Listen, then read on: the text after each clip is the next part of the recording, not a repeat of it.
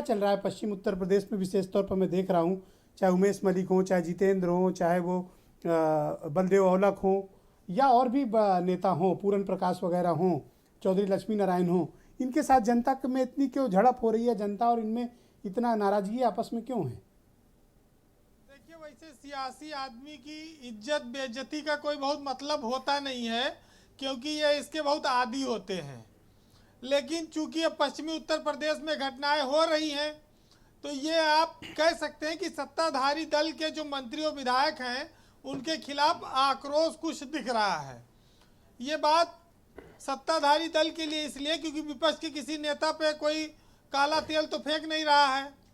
अच्छा, किसान आंदोलन उसमें सबसे बहुत बड़ी कड़ी है जो सरकार का विरोध कर रही है, और ये कहा जाए जो एंटी इनकम्बेंसी फैक्टर होता है वो यही सब होते हैं। इसी को लोगों को देखना और समझना चाहिए कि सत्ता के खिलाफ कुछ लोग नाराज होते हैं, वही एंटी इनकम्बेंसी है ये।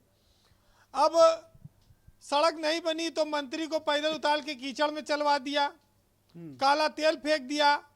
तमाम मंत्री के सामने कार्यकर्ता कह रहे हैं कि हमारे ऊपर मुकदमे लादे गए, CST हमको न्याय नहीं मिल पा रहा है।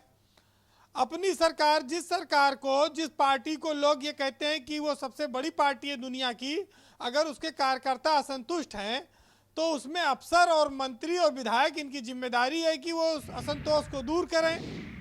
अच्छा, किसान आंदोलन को जिस तरह से बदनाम हुआ, कहा गया कि भाई ये तमाम पंजाब के तमाम नाम दिए गए और आतंकी कहे गए और क्या क्या नहीं, वो नाराजगी तो है। बीजेपी इसको भांप नहीं पा रही है, लेकिन वो नुकसान में ज़्यादा जाएगी।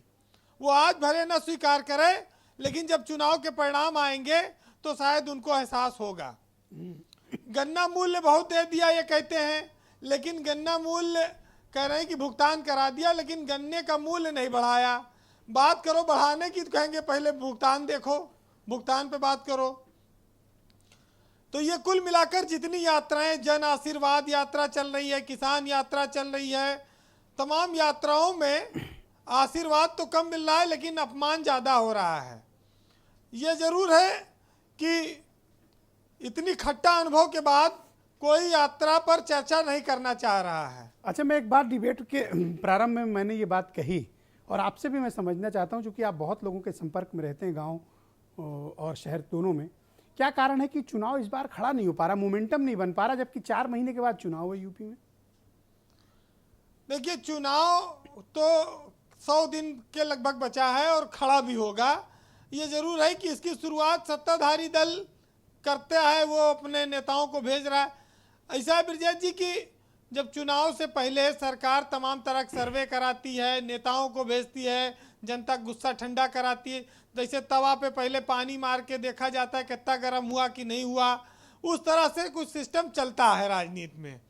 तो कुछ नेता पहले जनता की किसी का गुस्सा झेलेंगे, फिर उनके कुछ विधायक मंत्री झेलेंगे। ये क्रम अब शुरू हुआ है, और इसको आप काला तेल जो है ये जो फेंका गया है, ये कोई मामूली घटना नहीं है। ये तो एक आपको संकेत है कि भाई सियासत को लेकर किस तरह से लोग नाराज हैं। आप उसको समझिए ना समझिए, हमारे यहाँ कहा जाता है कि जितना आदमी ये हजारों किताब से नहीं सीखता, उतनी एक यात्रा से सीखता है। तो जब यात्रा में इतना अनुभव मिल रहा है तो काहे नहीं सीखते हो? सीखो। अगर देर कर दोगे सीखने में तो भारी पड़ जाएगा, हार जाओगे चुनाव। इसमें कौन बड़ी बात है? नहीं, पर किसी मंत्री को इस तरह कीचड़ भरी सड़क पे चलाया जाना ये गलत है। अरे भाई, मंत्री 5 साल के लिए तो है, अगर वो विधायक नहीं बनेगा तो कीचड़ क्या वो नाली साफ करने के तैयार हो जाएगा? वो तो सड़क पे चल। भाई, सत्ता में आना है, जब आप विधायक बनेंगे तब तो सरकार बनेगी। तो एक एक विधायक बड़ा इंपॉर्टेंट है। अच्छा, ये जो सरकारें यात्राएं निकाल रही हैं, अगर वो उपलब्धियों की यात्रा निकालें, अगर भाई वो सरकार उपलब्धियों की निकाले, विपक्ष नाकामियों की निकाले, और जनता उसकी तुलना करे और पता लगाए कि सरकार कहाँ पास है और कहाँ फेल है, तब तो मज़ा आता है। क्योंकि जो काम हुआ है वो तो अपने आप बोलेगा, चिल्लाएगा, वो तो नंगी आंखों से दिखता है काम ना। तो काम अगर नहीं दिखेगा तो समस्या आएगी। देखिए, मंत्री आज कीचड़ में चल रहे हैं, 5 महीना संघर्ष भी कर लेंगे वो, 5 साल मौज भी तो वही करेंगे। अब यही लोगों को तय करना है कि गांव में जाना है कि नहीं जाना है, और जाना है तो जो दशा दुर्दशा होगी उसको झेलना है। किसानों की नाराजगी है, लेकिन समस्या इस बात की है पर आप ही तो कह रहे थे कि इज्जत बेइज्जती से कोई फर्क नहीं पड़ता। भाई गलत बात कह के भी उस पर अड़े हैं, तो इसका मतलब है कि साहब पैसे में काफ़ी बड़े हैं। तो जिनके पास व्यवस्था रहती है वो तमाम चीज़ों पर कहाँ परवाह करते हैं, वो जानते हैं ये सब आए जाएगा। भाई सियासत में कहा जाए कि राजनीतिक आदमी गिरगिटान की तरह होता है, वो पल पल रंग बदलता है जी। लोग कहते हैं राजनेताओं के लिए, अब जो भी सच्चाई हो, लेकिन जीवन में या सियासत में हर 5 साल पे इनको परीक्षा देनी है। इस परीक्षा में ये पास होंगे कि फेल होंगे ये तो 5 साल बाद पता लगता है, और चुनाव इसका परिणाम बताता है। आज आपने यात्राओं पर बात की है, अगर ये एक इलाके की यात्रा का रहस्य नहीं जान पा रहे हैं तो फिर ये नादान है और फिर धोखा खाएंगे, गड्ढे में गिरेंगे, तमाम सारी बातें हैं जी। एक साहित्यकार ने लिखा, जब चुनाव आता है तो नेता किस तरह से अपना गुस्सा भी पी जाते हैं। अभी एक नेताजी बैठ के जमीन पे बच्चों के साथ गुट्टक खेलने लगे, ऑटो रिक्शा चलाने लगे, चाय भी, हाँ चाय की दुकान पे चाय छानने लगे। तो तमाम सारे रंग रूप आप देखिए इनके।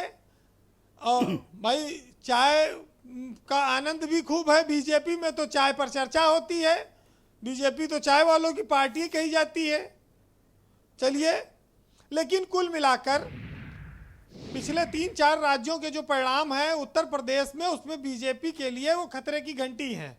अब यहाँ पर केंद्रीय नेतृत्व अगर कोई चमत्कार करेगा तो बीजेपी अपेक्षित परिणाम पा सकती है, अन्यथा बीजेपी के लिए यहाँ बहुत कठिन मुकाबला है। ये जिस हिकमत अमली से आए थे और जिस लोगों को जोड़ जोड़ कर, वही लोग इनसे एक एक कर अलग हो गए हैं जी। अब ये कैसे पार लगाएंगे ये खुद जाने। बहरहाल चुनाव में तमाम तरह के रंग देखने को मिलते हैं, नेता आते हैं, जनता को सावधान रहने की ज़रूरत है, क्योंकि 5 साल का मामला है, फिर 5 साल आप फिर ठगे रह जाओगे। और फिर से चुनाव का मौसम है, फिर से मतदान की बारी है, और नागों को गिरगिट के रंग में फिर से घर आने की तैयारी है। और भूखे नंगे तन के मुक्की अब चीखे फिर से प्यारी हैं, और जरा देखभाल के चलना जी, हर ओर सियासत जारी है। बहुत बहुत शुक्रिया वीरेंद्र जी, आपका बहुत बहुत धन्यवाद। मैं अरुण वशिष्ठ जी की तरफ चलता हूँ। अरुण जी देखिए, एक बात